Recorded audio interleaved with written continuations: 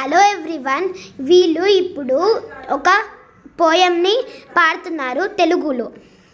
Start.